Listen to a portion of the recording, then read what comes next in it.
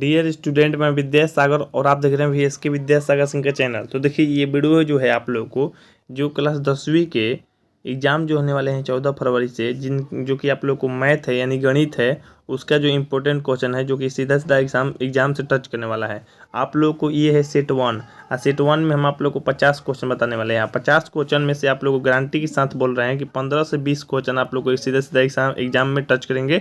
ये मेरा 100% गारंटी है। आप लोग को ये लिख कर रख लीजिए, एग्जाम बाद आप लोग को मिलवा भी देंगे। आप लोग को टेंशन नहीं करना है। 15 से 20 क्वेश्चन लड़ने वाले हैं।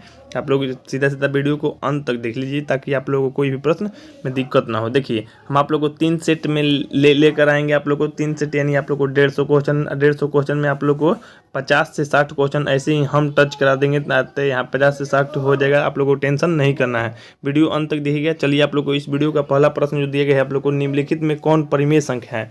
परिमेय संख्या कौन है? तो देखिए ये तो आप लोग √3 अपरिमेय है। यहाँ पे परिमेय और अपरिमेय को जोड़ा गया है, इसलिए ये क्या है? अपरिमेय है। ये भी आप लोग को अपरिमेय है। लेकिन यहाँ पे बात कीजिएगा √2 जब कट जाएगा तो केवल बच जाएगा 2 और 2 परिमेय है। नहीं तो 2/1 लिख के हम लोग P/Q के रूप में लिख लेंगे, यानी 2/1 परिमेय है।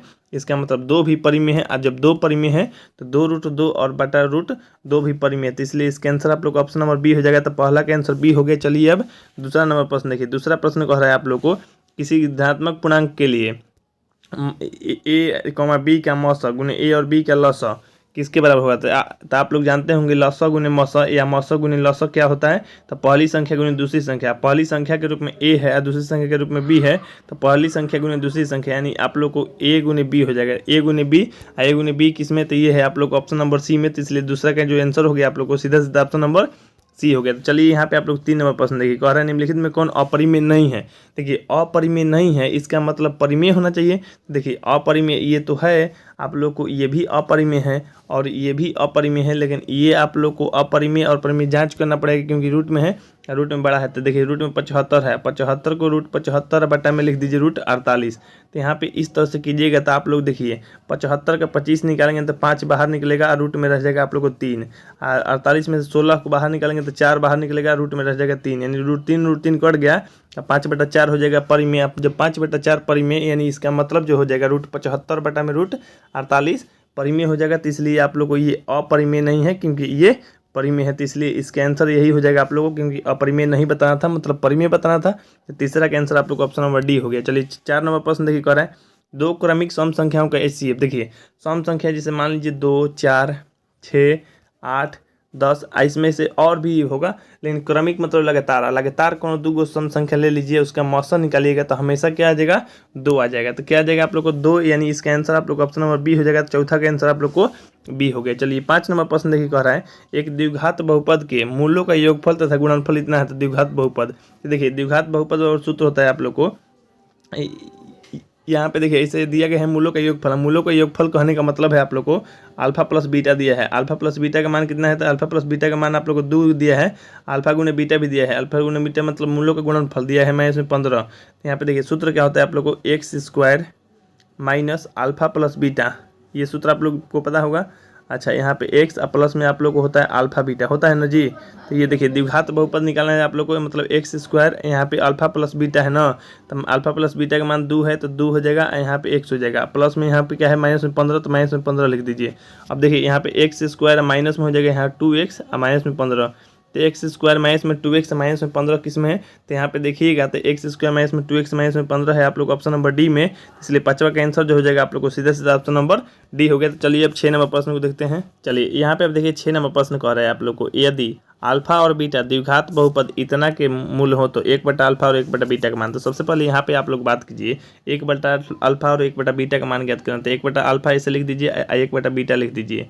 ऐसे आप लोग को हम याद करवा ही दिए हैं ऑब्जेक्टिव में। तो ये होता है आप लोग को माइनस में बी बटा में सी। खैर यहाँ पे हल करके भी देख लीजिए। तो अल्फा और बीटा क्या हो जाएगा आप लोग को? लघुत्तम हो जाएगा। अल्फा बीटा लघुत्तम होगा तो अल्फा अल्फा कट जाएगा और यहाँ हो जाएगा बीटा। प्लस में हो जाएगा यहाँ बीटा बीटा करेगा तो अल्फा हो जाएगा। तो देखिए ऊपर में बीटा प्लस में अल्फा कहिए या अल्फा प्लस बीटा, तो क्या होता है? माइनस में बी बटा ए होता है।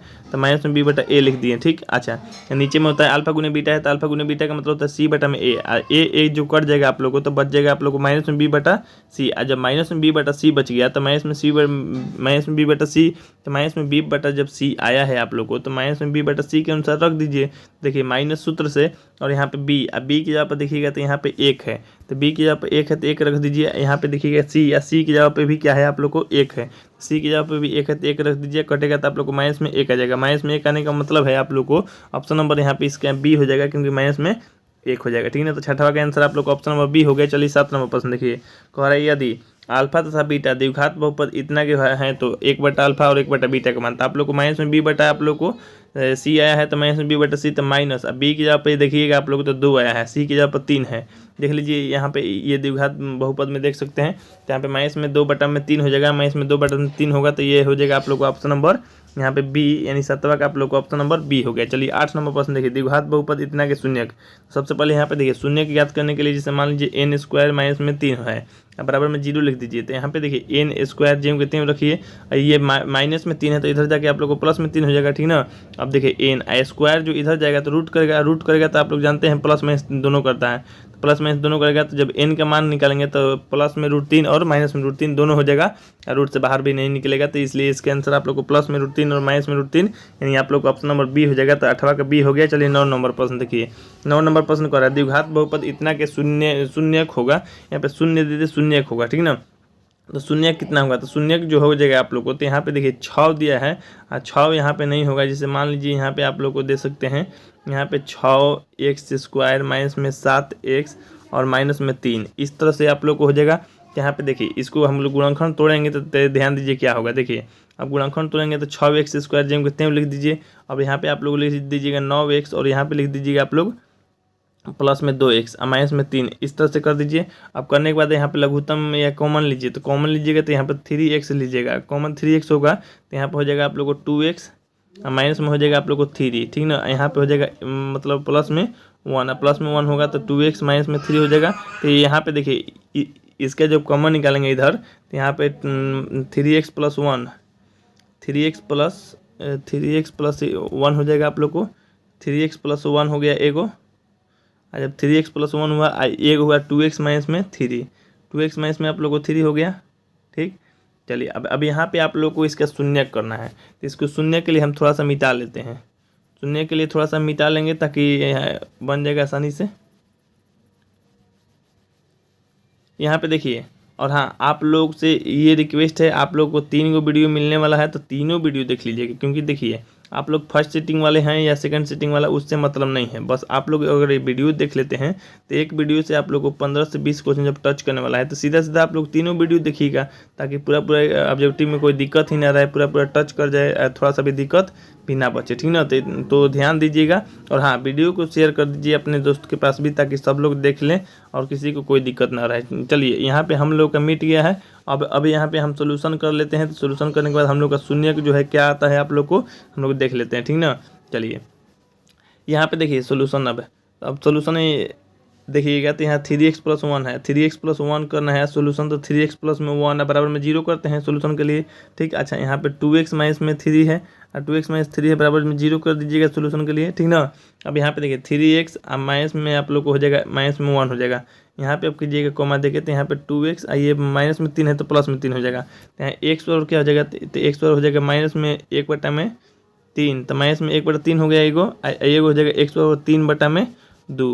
तो देखिए माइनस में 1 बटा 3 और यहाँ पे आप लोग को प्लस में 3 बटा 2 आ रहा है, तो किस में है, तो माइनस में 1 बटा 3 और प्लस में 3 बटा 2 जो दिए गए हैं आप लोग को ऑप्शन नंबर ए में, तो 9वां का जो आंसर हो जाएगा आप लोग को ऑप्शन नंबर सी हो जाएगा। तो चलिए अब 10 नंबर प्रश्न देखिए, चलिए यहाँ पे आप देखिए 10 नंबर जो प्रश्न कर रहा है, एक रैखिक समीकरण का घात होता है। देखिए आप लोग को इस तरह से प्रश्न आप लोग आएगा रैखिक के लिए, द्विघात के लिए, त्रिघात के लिए। तो रैखिक समीकरण के जो घात होता है 1 होता है, द्विघात के अगर कहेगा तो 2 होता है, त्रिघात की कहेगा तो 3 होता है। ठीक ना, n घात के लिए कहेगा तो n आप लोग कर लीजिएगा। ठीक, तो यहाँ पे रैखिक है, रैखिक के लिए 1 होता है, तो इसलिए 1 हो जाएगा आंसर, यानी आप लोग को ऑप्शन नंबर सी हो जाएगा। तो 10वां का आंसर जो हो जाएगा आप लोग को ऑप्शन नंबर सी होगा। 11 नंबर देखिए प्रश्न, 11 नंबर का हो रहा है के एन, यहाँ पे के एन नहीं होगा, के एक्स भी हो सकता है बराबर मतलब प्लस 2y बराबर 5, 3x प्लस में यहाँ पे कुछ दिए नहीं किया है, बराबर 1 दिया है, मतलब इसका प्रश्न जो है त्रुटि है।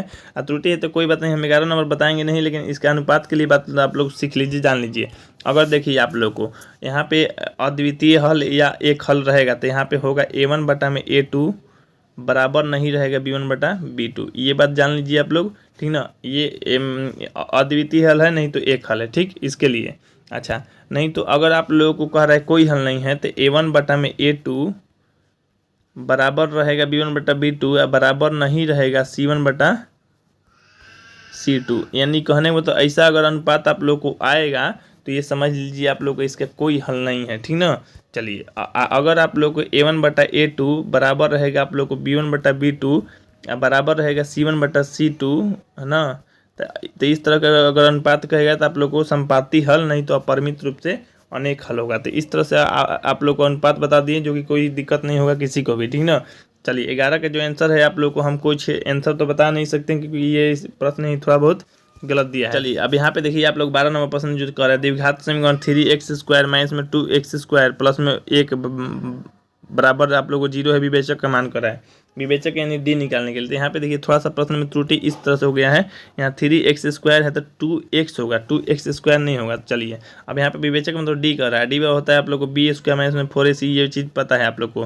ये देखिए अब डी बराबर होता है b² माइनस में 4ac। तो देखिए b की जगह पर दिया है आप लोग को -2, यहाँ पे x² नहीं है, x समझ लीजिए। तो यहाँ पे -2 का स्क्वायर हो जाएगा -4। ए की जगह पर क्या है, तो ए की जगह पर यहाँ पे देखिए 3 है, तो ए की जगह पर 3 रख लीजिए। सी की जगह पर क्या है 1/3 है। तो यहाँ पे देखिए आप लोग 2 का स्क्वायर हो जाएगा आप लोग को 4, माइनस के तो प्लस हो जाएगा। यहाँ 3 से 3 तो कट गया तो केवल 4 हो जाएगा, 4 में से 4 घटेगा 0, 0 हो गया आप लोग को विवेचक, यानी डी का मान आप लोग को 0 हो गया। 0 हो गया तो ऑप्शन नंबर आप लोग को ए हो जाएगा। तो 12 का जो आंसर हो गया आप लोग को सीधे सीधे ऑप्शन नंबर ए हो गया। चलिए 13 नंबर प्रश्न देखिए कर रहे हैं, किसी द्विघात समीकरण के विवेचक का मान 0 से बड़ा होने पे दोनों मूल होंगे। अगर देखिए मान लीजिए अगर देखिए 0 से बड़ा डी रहेगा तो आप लोग को मूल वास्तविक और भिन्न कहलाएगा। 0 से ये बड़ा रहेगा, मतलब ये बराबर वाला हम सिंबल काट देते हैं, इस तरह से रहेगा तो मूल वास्तविक और भिन्न कहलाएगा, ठीक है। अच्छा, और डी बराबर अगर 0 रहेगा तो मूल वास्तविक और समान कहलाएगा। वास्तविक और समान या बराबर कह सकते हैं, ठीक। अगर जी बड़ा रहेगा डी से, मतलब जो डी का मान है 0 से छोटा रहेगा, 0 से छोटा रहेगा तो इसका मतलब माइनस में रहेगा, माइनस में रहेगा तो इसका मतलब ये हो जाएगा आप लोग को, तो ये इसके मूल्यों का अस्तित्व नहीं है, ठीक ना। ये सोल्यूशन नहीं किया जा सकता है। यानी कहने का मतलब ये मूल वास्तविक और भिन्न है, मूल वास्तविक और समान है, और ये मूल अवास्तविक है, ठीक ना। तो यहाँ पे कह रहा है 0 से क्या है बड़ा है, और 0 से बड़ा है तो मूल वास्तविक और भिन्न हो जाएगा। और वास्तविक और भिन्न कहाँ है, तो वास्तविक और भिन्न जो है आप लोग को ऑप्शन नंबर ए में है, इसलिए 13 का आंसर आप लोग को ऑप्शन नंबर 14 नंबर प्रश्न है। 14 नंबर जो प्रश्न कर रहा है, यदि द्विघात समीकरण इतना कि विवेचक 0 है तो सामान्य मूल बीटा का मान। तो सबसे पहले देखिए विवेचक 0 है, इसका मतलब क्या है, आप लोग को डी बराबर 0 है, ठीक है। अच्छा, अब इतना का सामान्य मूल्य में है, अब बीटा का मान ज्ञात करें। तो सबसे पहले आप लोग जानते ही हैं कि जब मूल्य निकालना है, मतलब आप लोग अल्फा का मान निकालिए या बीटा का मान निकालिए। कहिए कि एक्स का मान निकाल रहे हैं, एक्स का मान निकाल रहे हैं तो सूत्र होता है आप लोग को माइनस में बी प्लस माइनस रूट में डी होता है। आप लोग को कन्फर्म पता है, अब बटा में आप लोग को होता है 2a, यही नहीं होता है जी। चलिए अब यहाँ पे देखिए x बराबर आप लोग को यहाँ पे माइनस अब b की जगह पे यहाँ पे देखिएगा ये जो द्विघात समीकरण दिया गया है, इसमें आप लोग को b की जगह माइनस में b है, तो b एगो सूत्र से एगो यहाँ वाला b, इसका मतलब प्लस हो जाएगा, तो प्लस में b हो गया, ठीक। अच्छा, प्लस माइनस रूट में d, डी की जगह क्या है आप लोग को, यहाँ पे विवेचक क्या है 0 है, विवेचक 0 है, इसका मतलब डी बराबर 0 है, 0 रख दीजिए बटा में 2। ए की जगह पर c है, यहाँ पे देखिए ए की जगह पर क्या है आप लोग को c है, c(x²) है ना, तो यहाँ पे c लिख देते हैं, ठीक। अब यहाँ पे x का मान जब आया आप लोग को तो प्लस में b आ गया, ठीक, और नीचे में आ गया 2c। अब कहिए ना कि सर 0 को जोड़े घटाओ, नहीं, तो देखिए जोड़िए तब वो घटाइए तब वो नहीं आएगा। तो x बराबर b बटा में 2c आया, इसका मतलब आप लोग को अल्फा का भी मान मतलब b बटा में 2c आ गया, अब अल्फा का भी मान उतना ही आ गया।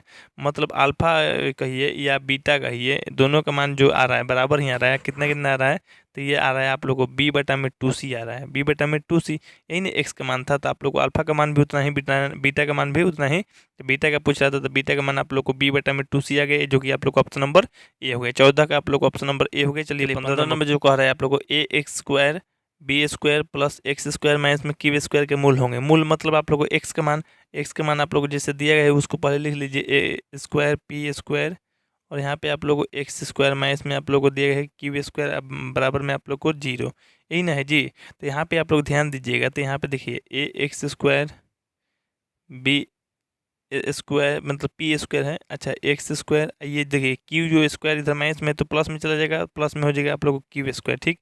अब यहाँ पे देखिए x² बचाइए तो x² बचाइएगा तो q², ठीक है। बटा ए स्क्वायर और यहाँ पे आप लोग हो जाएगा पी स्क्वायर, ठीक है। अब देखिए ये जो स्क्वायर है ये वाला, तो ये स्क्वायर इधर जाएगा तो रूट में कर देगा, तो चलिए रूट कर देते हैं। और रूट करेंगे तो सबका मतलब बाहर मान निकलेगा, मतलब एक्स का जो मान आ जाएगा आप लोग को ऊपर में हो जाएगा Q1, नीचे में हो जाएगा आप लोग को एगो ए एगो पी हो जाएगा, ठीक ना। तो 100/Q बटा में ए पी, तो 100/Q बटा में ए पी, मतलब यहाँ पे आप लोग को सीधा सीधा यहाँ और हाँ यहाँ पे जो स्क्वायर है प्लस माइनस भी हो जाएगा आप लोग को, तो प्लस माइनस भी, क्योंकि इस इधर का स्क्वायर उधर जगह रूट किया तो आप लोग को प्लस में Q बटा में मतलब ए पी हो जाएगा, ठीक ना। तो प्लस माइनस दोनों हो जाएगा, आप लोग को ऑप्शन नंबर डी हो जाएगा। 15 का आंसर डी हो गया। चलिए 16 नंबर प्रश्न नहीं कर रहा है, किसी असंभव घटना की प्रतीकता होती है। देखिए कोई भी घटना हो तो अगर निश्चित हो तो उसकी प्रतीकता 1 होती है, लेकिन असंभव घटना की जो हो जाएगा आप लोग को 0 हो जाएगा, क्योंकि वो घटना घटित ही नहीं हो सकती, वो असंभव है, ठीक ना। तो उसकी घटना की जो प्रतीकता होगा 0 होगा। याद रखिए जो प्रतीकता का मान होता है 0 होता है, नहीं तो 0 से बड़ा होता है, ठीक ना। अच्छा नहीं तो मतलब 1 होता है, नहीं तो 1 से छोटा होता है। यही मतलब 1 और मतलब 0 के बीच में ही होता है। 1 भी हो सकता है, 0 भी हो सकता है, इससे अधिक नहीं हो सकता है, या 0 से कम नहीं हो सकता है, ठीक ना। चलिए आप लोग को जो आंसर हो जाएगा आप लोग को 16 का ऑप्शन नंबर ए हो गया। चलिए 17 देखिए, निश्चित घटना की प्रतीकता होती है, तो निश्चित घटना की जो प्रतीकता होती है वो होती है 1, जो कि आप लोग को ऑप्शन नंबर ए हो जाएगा। तो 17 का आप लोग को ए हो गया। चलिए 18 नंबर देखिए, एक सिक्का को उछालने पर चित आने की प्रतीकता। देखिए चित आएगा कितना बार, तो 1 बार। कुल है आप लोग को चित और पट मिला के 2, तो 1/2 हो जाएगा। अब पट आने के भी प्रतीकता 1/2 होगा, चित आने का भी, चित आने की प्रतीकता 1/2 हुआ, तो 1/2 आंसर हो जाएगा, जो कि आप लोग को ऑप्शन नंबर सी हो जाएगा। तो 18 को जो आंसर हो गया आप लोग को ऑप्शन नंबर सी। चलिए 19 नंबर प्रश्न देखिए, 19 नंबर कह रहा है एपी का प्रथम पद ए और सर्वांतर डी है, तो इसका एनवा पद, एनवा पद मतलब ए एन ज्ञात करें, एन ज्ञात करें, इसका मतलब सूत्र ही कहिए। सूत्र होता है ए प्लस में एन माइनस में 1 इंटू में डी होता है, ठीक ना। तो ये है आप लोग को ऑप्शन नंबर यहाँ पे बी में देखिएगा, तो ए प्लस में एन माइनस 1 इंटू डी दिए है, जो कि आप लोग 19 का आंसर आप लोग को बी हो जाएगा। चलिए 20 नंबर कह रहा है निम्नलिखित में मैंने कौन समांतर श्रेणी में है। समांतर श्रेणी में अंतर समान है, तो अंतर देखिए, अंतर मतलब दूसरे पद से पहला पद घटाएंगे या तीसरे पद से दूसरा पद घटाएंगे तभी ना अंतर आएगा या सर्वांतर आएगा। तो यहाँ पे देखिए 2 में से 4 घटे तो 2 आएगा, फिर 4 आ रहा है, तो मतलब एक बार 2 बढ़ रहा है, एक बार 4 बढ़ रहा है, तो ये आप लोग को ये सर्वांतर श्रेणी में नहीं है। अब ये देखिए एक बार बढ़ गया आप लोग को 4, ठीक ना। अच्छा उसके बाद फिर से आप लोग को 4 यहाँ पे देख रहे होंगे, यहाँ पे कम हो गया है 8, जो कि ये बिल्कुल ही गलत है, ये भी आप लोग को समांतर श्रेणी में नहीं होगा, तो दोनों नहीं होगा। आप लोग को तीसरा देखिए, तीसरा कहिए कि यहाँ पे 2 बढ़ा फिर एच आ गया, तो ये भी नहीं आप लोग को। चौथा देखिए, तो यहाँ पे देखिए चौथा जब देखिएगा आप लोगों, यहाँ पे तो कोई आंसर ही नहीं दिख रहा है जी, तो 46 और 49 है 3 पे से।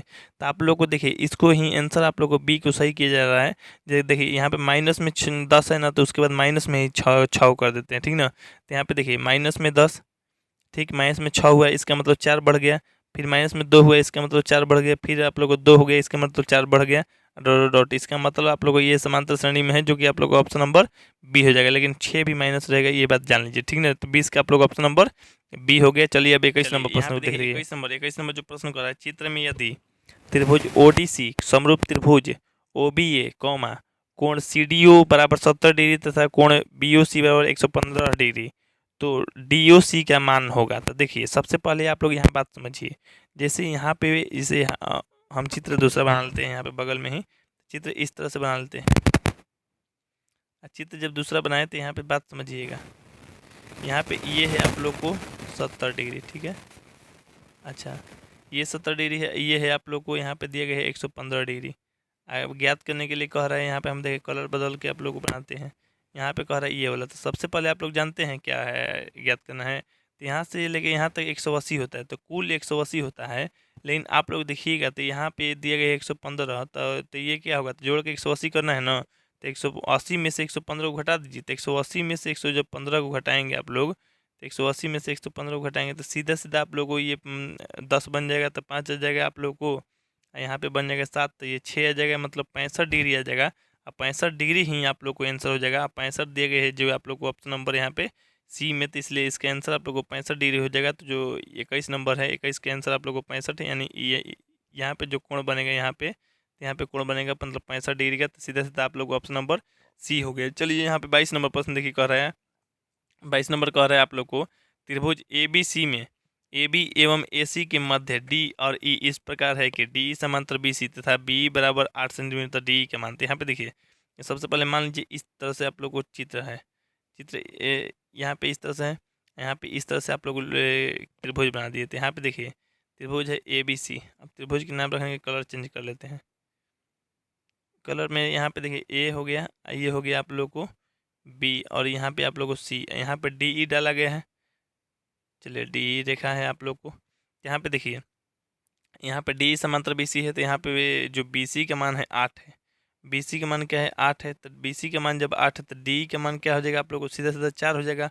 मध्य बिंदु पे बना है तो ये 4 हो गया DE के मान, DE के मान 4 आ गया। तो 4 किस में, तो 4 है आप लोग को ऑप्शन नंबर C में। तो आप लोग को 22 के जो आंसर हो गया आप लोग को सीधा सीधा ऑप्शन नंबर C हो गया। तो चलिए 23 नंबर प्रश्न देखिए कर रहे हैं, यदि L समांतर M हो तो D क्या मान। तो D क्या मान, तो यहाँ पे देखिए यहाँ पे D का मान जो हो जाएगा आप लोग को, यहाँ पे जिससे कभी भी मान लीजिए दो गो रेखा ऐसे है, दो गो रेखा है, यहाँ पे दो गो रेखा ऐसे होने के बाद इस तरह से है। तो यहाँ पे देखिए सबसे पहले यहाँ पे आप लोगों को पता है कि जो एकांतर कोण होते हैं वो एकांतर कोण मतलब ये जोड़ के 180 होता है, ठीक ना। तो यहाँ पे देखिए इसको जोड़िए और इसको जोड़िए आप लोग, तो 180 हो गया एकांतर कोण से। 180 हो गया तो आप लोग को दिया कितना है, तो एगो दिया है 3D प्लस में 50, 3D प्लस में 50, एगो 2D प्लस में 30 दिया है, तो 2D प्लस में 30, 2D प्लस में 30 दिया है। अब बराबर 180 करना है, तो बराबर 180 कीजिएगा आप लोग। तो यहाँ पे देखिए इसको जोड़िएगा तो 5D हो जाएगा, इसको जोड़िएगा तो 80 हो जाएगा, ठीक ना। बराबर में 180। तो यहाँ पे देखिए ये 80 प्लस में तो उधर जाएगा तो माइनस में हो जाएगा, तो 5D बराबर 100 हो जाएगा। तो 5D बराबर 100 हो गया, तो D के मान आप लोग को क्या हो जाएगा, कट के 20 आ जाएगा। तो D के मान जब 20 आया और D का ही मान आप लोग को ज्ञात करना, तो D का मान ज्ञात करना तो 20 आ गया। खैर यहाँ पे ऑप्शन 229 देते, ये तो होगा नहीं आप लोग को, ठीक ना। तो यहाँ पे आप लोग को 20 डिग्री हो जाएगा, तो 20 डिग्री करके आंसर सही कर लीजिए, ठीक ना। इतना छोटा छोटा अच्छा से दिख नहीं रहा है, खैर कोई दिक्कत नहीं है। आप लोग को 20 आ जाएगा, 23 का आंसर आप लोग को ऑप्शन नंबर A हो गया। 14 20 देखिए 24 कर रहा है, बिंदु इतना की स्थित किस पाद में है। तो देखिए सबसे पहले आप लोग ये अंक छोड़ दीजिए, प्लस में समझिए, इसमें ये पहला पाद है, यहाँ पे पहला है, ये आप लोग को दूसरा है, ये पहला हो गया, ये दूसरा है, और ये तीसरा पाद है, और ये चौथा पाद है, ठीक ना। इसमें दोनों प्लस प्लस में होता है, ठीक। अच्छा इसमें आप लोग को एक होता है आप लोग को मतलब माइनस में, एक होता है प्लस में, ठीक। अच्छा यहाँ पे दोनों माइनस माइनस में होता है ना। अच्छा यहाँ पे जब देखिएगा तो यहाँ पहले प्लस हो जाता है और तब जाके आप लोग को माइनस होता है, ठीक। चलिए तो यहाँ पे देखिए आप लोग पहले माइनस है बाद में प्लस है, तो पहले माइनस है बाद में प्लस आप लोग को दिए गए हैं। यहाँ पे आप लोग को ऑप्शन नंबर यहाँ पे मतलब जो ऑप्शन क्या मतलब दूसरा में दिया है, दूसरा पाद या द्वितीय चतुर्थांश में दूसरा पाद था अब फिर प्लस था, तो माइनस और यहाँ पे माइनस और यहाँ पे प्लस था।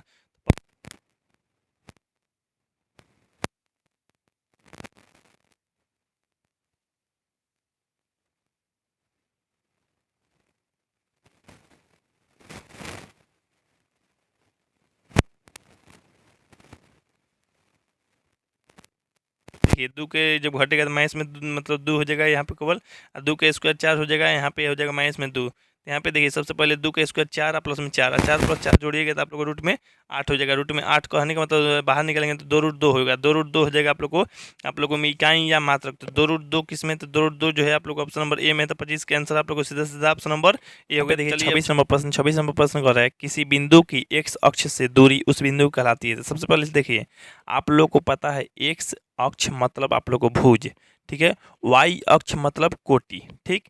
x अक्ष को भुज और y अक्ष को कोटि कहता है, लेकिन आप लोग को x अक्ष से दूरी, x अक्ष जैसे मान लीजिए ये है आप लोग को x अक्ष, x अक्ष से दूर मान लीजिए इतना है, तो इतना दूर ऊपर जाना है, ऊपर जाना है मतलब y के साथ जाना है आप लोग को, मतलब y जितना बढ़ेगा उतना ही ऊपर जाएंगे, मतलब y। तो x अक्ष से दूर कहिएगा तो x अक्ष से दूर y वाला होगा, तो y वाला को कोटि कहते हैं। तो कोटि हो जाएगा आप लोग को आंसर, यानी आप लोग को पहला का आंसर आप लोग को 26 का आंसर हो जाएगा आप लोग को ऑप्शन नंबर यहाँ पे B हो जाएगा, ठीक ना।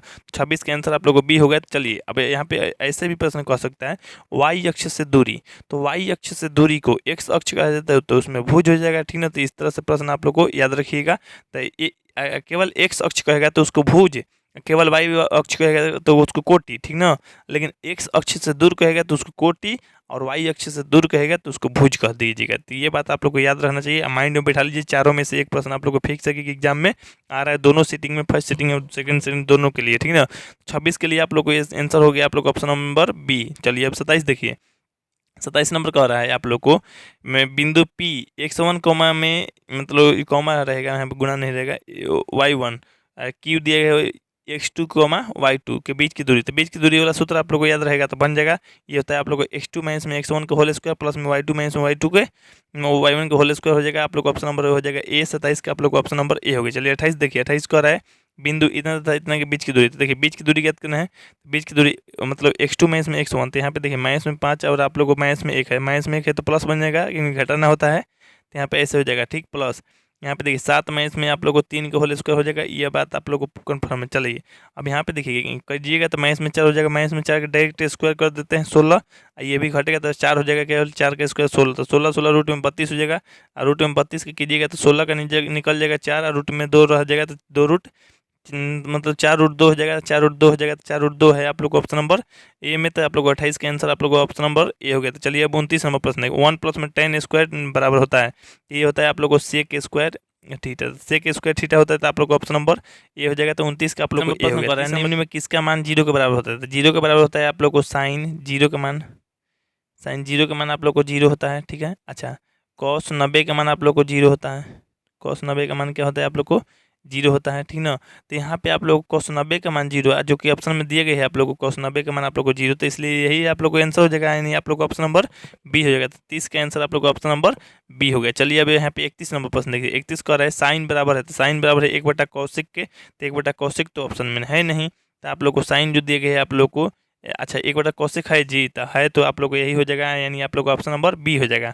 हाँ हाँ, हमको लगा ही नहीं कि ये दिया भी है, लेकिन यहाँ पे दिया गया है 1/cos साइन ए बराबर मतलब साइन थीटा रहना चाहिए था, खैर साइन केवल लिखा गया तो साइन थीटा बराबर होगा, यहाँ पे cos थीटा है, तो आप लोग को जो 31 का आंसर आप लोग का ऑप्शन नंबर बी हो गया। 32 देखिए कह रहा है tan π/2 है, यहाँ पे ये डबल ऐसे दिया है π/2 है, और tan π/2 तब पाई का मान होता है मतलब 180 रेडियन में, तो 180/2, तो 180/2 कहने के मतलब 90 हो जाएगा, और 90 का जो मान होता है tan 90 का मान, तो यहाँ पे tan 90 का मान होता है आप लोग को अपरिभाषित, मतलब इसका मान नहीं निकाला जा सकता, ये परिभाषित नहीं है, तो इसलिए इसके आंसर आप लोग का ऑप्शन नंबर डी हो जाएगा। तो 32 के आंसर आप लोग को डी हो गया। चलिए 33 नंबर देखिए, सेक स्क्वायर थीटा माइनस में 1, तो सेक स्क्वायर थीटा माइनस में 1 होता है आप लोग को tan स्क्वायर थीटा, जो कि आप लोग को ऑप्शन नंबर सी हो जाता है। आप लोग को ये तो सूत्र नहीं होता है, तो 33 का आप लोग को ऑप्शन नंबर ए हो गया। चलिए 34 देखिए, चलिए 34 नंबर प्रश्न देखिए कह रहा है त्रिकोणमिति का प्रयोग होता है, त्रिकोणमिति का जो प्रयोग होता है आकाशीय ग्रहों को देखने में होता है ज़्यादातर, यानी आप लोग ऑप्शन नंबर हो जाएगा यहाँ पे आप लोग को ऑप्शन नंबर ए। 34 के हो गया। यहाँ पे देखिए 35 नंबर जो प्रश्न कर रहा है, यदि समानांतर चतुर्भुज की सभी भुजाएं एक वृत्त को स्पर्श करे तो वह समानांतर चतुर्भुज होगा। यहाँ पे देखिए जैसे मान लीजिए ये वृत्त हो गया, कौन सा चतुर्भुज यहाँ पे बनाएंगे तो सभी को स्पर्श कर जाएगा, मतलब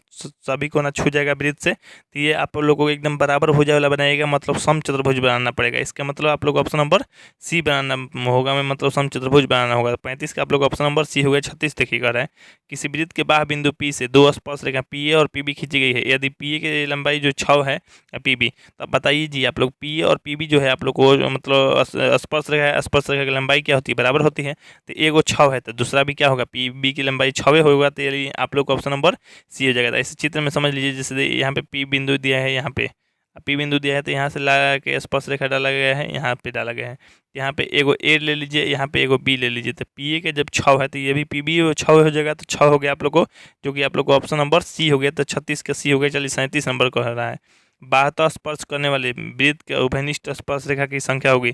बाह्यतः मतलब बाहरी से स्पर्श करने वाला वृत्त, यहाँ पे बाहर से स्पर्श कर रहा है वृत्त, उभयनिष्ठ स्पर्श रेखा मतलब दोनों को छूने वाले स्पर्श रेखा, तो एगो स्पर्श रेखा, 2 गो स्पर्श रेखा और ऊपर में आप लोग को 3 गो स्पर्श रेखा, मतलब उभयनिष्ठ स्पर्श रेखा मतलब दोनों को छूने वाले स्पर्श रेखा 3 गो है, और 3 गो तो 3 आप लोग हो जाएगा। 3 का आंसर आप लोग ऑप्शन नंबर यहाँ पे देखिएगा 37 का, तो 3 हो जाएगा, यानी आप लोग ऑप्शन नंबर सी हो गया। लेकिन अंतर भी दे मतलब अंतर भी दे सकते हैं, मतलब आंतरिक रूप से मतलब ये वो स्पर्श करने वाला 2 गो वृत्त है, आंतरिक रूप से स्पर्श करते हैं, यहाँ पे ऐसे भी हो सकता है, तो ऐसे होगा तो मान लीजिए यहाँ पे एक ही स्पर्श रेखा खींच सकते हैं, ठीक है, इसको याद रखिएगा। ठीक, चलिए आप लोग को इसके आंसर आप लोग ऑप्शन नंबर सी हो गया, यानी 3 हो गया। 37 का। 38 देखिए, 38 नंबर प्रश्न कर रहा है किसी वृत्त की त्रिज्या दोगुनी कर दी जाए तो पुराने और नए वृत्त के क्षेत्रफलों का अनुपात, यहाँ पे देखिए अनुपात करना है, यहाँ पे अनुपात करना है, तो यहाँ पे देखिए पुराना में, देखिए पुराना में क्या है आप लोग को, पुराना में जो आप लोग को, पुराना में आप लोग को जो भी ये त्रिज्या है आप लोग को आर है, ठीक। अच्छा नया वाला में देखिए, नया में त्रिज्या कितना कर दिया, त्रिज्या की कर दिया गया है आप लोग को त्रिज्या दुगुना, दुगुना कर दिया मतलब आर कर दिया, ठीक। कह रहा है वृत्त के क्षेत्रफलों का अनुपात, तो वृत्त के क्षेत्रफल के अनुपात जो है आप लोग को, वृत्त के क्षेत्रफल का अनुपात मतलब पहले पुराना, तो ऊपर पुराना रखिए। वृत्त के क्षेत्रफल होता है पाई आर स्क्वायर, ठीक। अच्छा यहाँ पे पाई आर स्क्वायर, तो आर यहाँ पे 2r बन गया है, ए स्क्वायर कीजिएगा तो पाई पाई तो खत्म, तो ऊपर में आर स्क्वायर केवल होगा, नीचे में 4r स्क्वायर होगा, तो यानी ऊपर में आर स्क्वायर नीचे में 4 हो जाएगा। दो था ना जी, दुगुना था तो 4r स्क्वायर, आर स्क्वायर खत्म, ऊपर में 1 है नीचे में 4, यानी 1 अनुपात क्या हो जाएगा आप लोग को 4, 1 अनुपात 4 जो हो जाएगा आप लोग को ऑप्शन नंबर बी में। तो इसके आंसर आप लोग को ऑप्शन नंबर बी 38 का आप लोग को बी हो गया। चलिए 39 नंबर देखिए, अर्धगोला के संपूर्ण पृष्ठीय क्षेत्रफल, अर्धगोला के वक्र पृष्ठीय अगर बात कीजिएगा तो 2πr होता है, 2πr स्क्वायर होता है। लेकिन संपूर्ण मैंने कुल कुल मतलब कहने का मतलब जानते हैं, एगो वृत्त का क्षेत्रफल बढ़ जाता है, तो इसलिए आप लोग को 3πr स्क्वायर हो जाता है। तो इसलिए आप लोग को अर्धगोला के कुल पृष्ठीय क्षेत्रफल 3πr स्क्वायर, जो कि आप लोग को ऑप्शन नंबर बी हो जाएगा। 39 का आप लोग को बी हो गया। चलिए 40 नंबर प्रश्न देखिए, कर रहा है 44 मीटर परिधि वाले वृत्त की क्रिया हो गई, क्रिया क्रिया सॉरी गलती से हो गया, परिधि होगा मतलब नहीं, यहाँ पे त्रिज्या होगा, परिधि तो दिया है, त्रिज्या बताना है। यहाँ पे देखिए वृत्त की परिधि है, वृत्त की परिधि 2πr होता है, 2πr बराबर दिया है 44, 44 लिखिए, यहाँ पे कट जाएगा 22 बार में, ठीक ना। अब देखिए पाई आर, तो पाई के मान 22/7 आर, यहाँ पे आप लोग को 22 दिया है तो 22, तो 22 से 22 कट गया, आर बराबर आ गया 7, आर बराबर 7 आ गया, तो ये त्रिज्या है कि बताना था, त्रिज्या आ गया 7, यानी आप लोग को ऑप्शन नंबर बी हो जाएगा। तो 40 का जो आंसर हो गया आप लोग को सीधे सीधा ऑप्शन नंबर बी हो गया। चलिए अब 41 नंबर प्रश्न को देख लीजिए। चलिए यहाँ पे देखिए 41 नंबर जो प्रश्न कर रहा है, यदि किसी वृत्त की परिधि और क्षेत्रफल समान हो तो वृत्त की त्रिज्या होगी। देखिए वृत्त की परिधि, परिधि मतलब 2πr, ठीक है। अच्छा क्षेत्रफल समान है, क्षेत्रफल मतलब क्या, वृत्त के क्षेत्रफल होता है पाई आर स्क्वायर, समान है, तो यहाँ पाई से पाई कट गया। अच्छा एक बार से एक बार कट गया ना, तो मतलब एक बार बचा, तो इधर बच गया 2, इधर बच गया केवल आर, तो मतलब आर बराबर 2 बच गया, आर बराबर 2, और 2 केवल क्या, तो दो मात्रक या इकाई, तो दो मात्रक या इकाई किसमें है, तो ये है आप लोग ऑप्शन नंबर ए में। तो 41 का आप लोग ऑप्शन नंबर ए हो गया। चलिए अब 42 नंबर प्रश्न देखिए, 42 नंबर कह रहे हैं दो वृत्तों के क्षेत्रफलों का अनुपात इतना, त्रिज्या का अनुपात। देखिए क्षेत्रफल का अनुपात पहले दिया रहेगा और त्रिज्या का पूछ देगा, तो सीधा सीधा रूट कर दीजिए। तो यहाँ पे 4 अनुपात क्या है 1, तो आप लोग को हो जाएगा 2:1 हो जाएगा, 2:1, यानी आप लोग को 2:1 किस में है, तो ये है आप लोग ऑप्शन नंबर बी में। तो आप लोग 42 के आंसर आप लोग ऑप्शन नंबर बी हो गया। लेकिन ये बात आप लोग जान लीजिए, ज़्यादातर त्रिज्या देगा, पहले मान लीजिए कह देगा आप लोग को 3:4 त्रिज्या है, क्षेत्रफल का अनुपात कहिए, तो क्षेत्रफल के लिए स्क्वायर कर दीजिएगा, ठीक ना। आप लोग को 9:16 हो जाएगा। तो अगर त्रिज्या दे के क्षेत्रफल पूछेगा तो स्क्वायर कर दीजिएगा, क्षेत्रफल दे के, जैसे ये क्षेत्रफल दिया था या त्रिज्या पूछा था तो रूट कर दीजिएगा, तो आप लोग को इस तरह से हो जाएगा। तो 42 के आंसर आप लोग ऑप्शन नंबर बी हो जाएगा। चलिए 43 नंबर प्रश्न कर रहा है, गोला के संपूर्ण पृष्ठ के क्षेत्रफल निम्न में से क्या होगा। देखिए गोला का संपूर्ण पृष्ठीय या वक्र पृष्ठीय वही होता है, तो गोला का होता है 4πr स्क्वायर, तो संपूर्ण पृष्ठीय क्षेत्रफल कहिए या वक्र पृष्ठीय क्षेत्रफल कहिए या पृष्ठीय क्षेत्रफल 4πr स्क्वायर, तो 4πr स्क्वायर किस में, तो ये है आप लोग ऑप्शन नंबर डी में।